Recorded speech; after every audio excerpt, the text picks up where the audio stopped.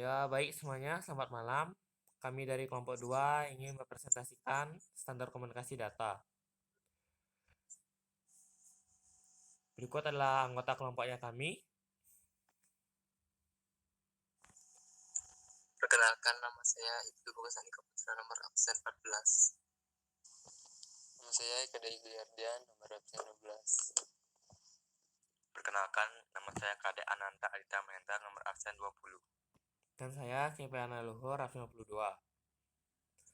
Pengertian standar komunikasi data adalah sebuah aturan yang mengatur atau mengizinkan terjadinya hubungan, komunikasi, serta perpindahan data antara dua atau lebih titik komputer terminal. Standar komunikasi data dapat diterapkan pada perangkat keras, perangkat lunak, maupun kombinasi dari keduanya. Ya, silakan untuk pertanyaan 1 sampai 3. 1. Jelaskan definisi protokol. Protokol adalah media yang digunakan untuk menghubungkan pengirim atau penerima. Protokol dapat diterapkan pada perangkat keras dan perangkat lunak. Jadi hampir semua komunikasi yang terjadi pada jaringan komputer pasti melibatkan protokol. Sebagai contoh, seperti orang mengirimkan email. 2. Jelaskan apa yang dimaksud dengan standar komunikasi data. Standar komunikasi data adalah aturan yang digunakan untuk mengatur dan mengizinkan terjadi hubungan komunikasi data. Terjadi hubungan komunikasi serta perpindahan data antara dua atau lebih titik komputer atau terminal. 3. Jelaskan tujuan dari penetapan standar dalam bidang pelayanan atau jasa. Standar berfungsi sebagai acuan bagi siapa saja yang akan merancang perangkat keras, perangkat lunak, dan protokol komunikasi data. Jika tidak demikian, setiap pabrik akan membuat perangkat sesuai dengan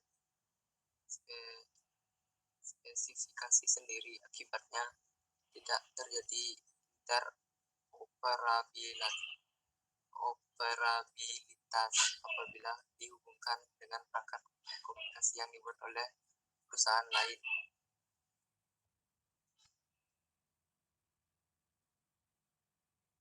Ya, untuk 4 sampai 6. Nomor 4. Jelaskan mengenal layar data link pada osi layar. Lapisan data link atau data link layar adalah lapisan kedua dari bawah dalam model osi yang dapat melakukan konversi frame-frame jaringan yang berisi data yang mendeteksi kesalahan dan pentransmisian ulang terhadap frame yang gagal. MAC address juga diimplementasikan dalam lapisan ini. Nomor 5. Jelaskan mengenai layer application pada osi layar. Application layer pada osi adalah pusat terjadinya suatu interaksi antara user dengan aplikasi yang bekerja menggunakan fungsionalitas sebuah jaringan. Lapisan ini menjadi layer paling atas dari model osi. Contoh beberapa protokol yang ada di layer application pada osi adalah HTTP, FTP, SMTP, dan lain-lain. Nomor 6. Sebutkan dan jelaskan apa yang dimaksud dengan layer 3 pada TCP atau IP. Tugas utama dari layer network adalah menyediakan fungsi routing sehingga paket dapat dikirim keluar dari segmen lain. IP Internet Protocol umumnya digunakan untuk tugas ini. Protokol lainnya seperti Internet Packet Exchange. Perusahaan Novell telah memprogram protokol menjadi beberapa seperti SPX atau disingkat dengan Screen Packet Exchange dan NCP atau disingkat dengan Network Core Protocol. Protokol ini telah dimasukkan ke sistem operasi network. Beberapa fungsi yang mungkin dilakukan oleh layer network: membagi aliran data biner ke paket diskrit dengan panjang tertentu, mendeteksi error, memperbaiki error dengan mengirim ulang paket yang rusak, mengendalikan aliran. Ya, silakan 7 sampai 9. Sebutkan 4 badan standarisasi internet dunia. 1. Internet Society atau ISOC. 2. Internet Architecture Board atau IAB. Nomor 3. Internet Engineering Task Force atau IETF. 4. Internet Research Task Force atau IRTF. 8. Tujuan keseluruhan dari proses standar internet adalah 1. Pengolahan teknis. 2. Mengimplementasikan sebelum dan pengujian. Nomor 3. Dokumen jelas, singkat, dan mudah dipahami. Serta 4. Keterbukaan dan keadilan. 9. Jelaskan mengenai badan organisasi IETF atau Internet Engineering Task Force. Internet Engineering Task Force atau IETF adalah organisasi standar terbuka yang mengembangkan dan mempromosikan standar internet sukarela, khususnya standar yang terdiri dari paket protokol internet atau TCP/IP. Ini tidak memiliki daftar keanggotaan formal atau persyaratan keanggotaan. Oke, gambarkan perbandingan nosi layer dan TCP/IP layer. Nosi layer mengomunikasikan session layer ke dalam application layer, sedangkan TCP/IP mengombinasikan presentation. Nosi layer mengombinasikan physical layer ke dalam satu layer, sedangkan TCP/IP mengombinasikan data link. TCP/IP lebih sederhana dengan memiliki 4 layer. TCP/IP lebih kredibel karena protokolnya. 11. Jelaskan peran badan organisasi ISO atau IEC.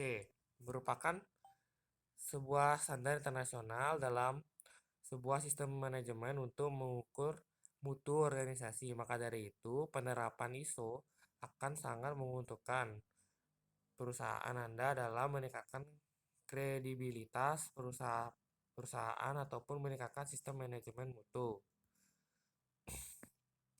12. Apa yang terjadi apabila masing-masing peralatan jaringan mempunyai standar yang berbeda? Karena setiap peralatan jaringan itu pasti sama semua. Yang membedakan hanyalah tipe atau merek dari peralatan tersebut. Jadi setiap peralatan jaringan masih bisa disatukan karena masih satu standar peralatan jaringan. Perusahaan harus menyesuaikan peralatan jaringan dengan zaman, karena apabila tidak disesuaikan, perusahaan tersebut akan kehilangan banyak penggunaannya yang pasti beralih ke teknologi yang lebih modern. Untuk nomor 13, standar ISO dikembangkan untuk merespon kebutuhan pasar. Jelaskan prinsip pengembangan standar tertentu. Tahap 1, proposal pengembangan standar ISO. Langkah pertama dalam pengembangan standar baru adalah mengidentifikasi kebutuhan pasar tertentu, serta melakukan konfirmasi bahwa standar tertentu diperlukan atau membenarkan adanya kebutuhan untuk standar baru di bidang subjek. Item usulan kerja baru atau new project (NP) yang diajukan untuk pemungutan suara oleh anggota Technical Committee atau TC atau Steering Committee atau SC relevan. Hal ini dilakukan untuk menentukan maksudnya item pekerjaan dalam program kerja. Tahap 2, yaitu persiapan. Komite induk membentuk kelompok kerja ahli atau working group atau disingkat WG. Kelompok ini terdiri dari para ahli dan orang-orang yang memiliki pemahaman yang mendalam tentang bidang subjek dan kebutuhan pasar. Ketua atau convener yang merupakan pemimpin proyek telah diatur oleh TCSC untuk penyiapan draft kerja. Draft kerja berturut-turut dapat dipertimbangkan sampai kelompok kerja setuju bahwa mereka telah mengembangkan solusi teknis terbaik untuk masalah yang dihadapi. Pada tahap ini, draft tersebut diteruskan ke panitia induk kelompok kerja untuk tahap pembangunan konsensus. Tahap ketiga, komite. WG kemudian menghasilkan draft kerja yang dibagikan kepada anggota komite induk. Jika komite menggunakan draft sebagaimana adanya, maka komite draft atau CD yang baru dinamai diedarkan kepada anggota komite. Anggota komite kemudian memberikan komentar dan suaranya. Jika tidak, CD akan dimodifikasi berturut-turut dapat diedarkan sampai konsensus tercapai. Segera setelah draft pertama komite tersedia, terdaftar oleh ISO Sentra Sekretariat. Hal ini didistribusikan atas tanggapan dan jika diperlukan pemungutan suara dan dengan P anggota TCSC. Draft komite berturut-turut dapat dipertimbangkan sampai konsensus dicapai pada isi teknis. Baik, mungkin segitu dari kelompok 2. Sekian, terima kasih.